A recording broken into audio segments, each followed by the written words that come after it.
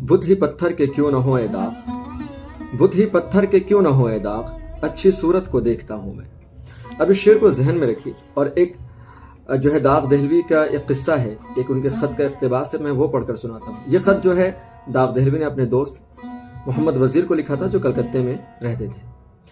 अब देखें कि दाग दहलवी क्या लिखते हैं। कहते हैं कि मेरे पास कोई तस्वीर हसीनाने कलकत्ता नहीं है, हिजाब की भी कोई तस्वीर नहीं। हिजाब बेगम एक तवाइफ थी जिस पर दाग दहलवी जो थे फरिश्ता थे, उनसे इश्क करते थे। लिखते हैं कि अगर चंद तस्वीरें आप मुझे भिजवा दें तो बड़ी मेहरबानी हो और जो कीमत हो मैं उसकी वो अदा कर दूंगा, लेकिन एक शर्त है कि आप जब तस्वीरें भेजें तो उन तस्वीरों के पीछे जो है उनका नाम और कहाँ रहती हैं ये सब जो डिटेल है वो उसके पीछे लिख दीजिएगा।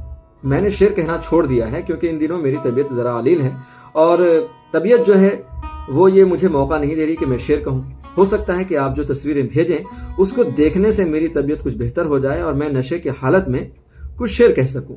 अब कुछ शेर जो है आप मुलाहिजा फरमाएं। एक जगह लिखते हैं कि एक ना एक हम लगाए रखते हैं, एक ना एक हम लगाए रखते हैं, तुम न होते तो दूसरा होता। क्या मिलेगा कोई हंसी न कहीं, क्या मिलेगा कोई हंसी न कहीं, दिल बहल जाएगा कहीं न कहीं।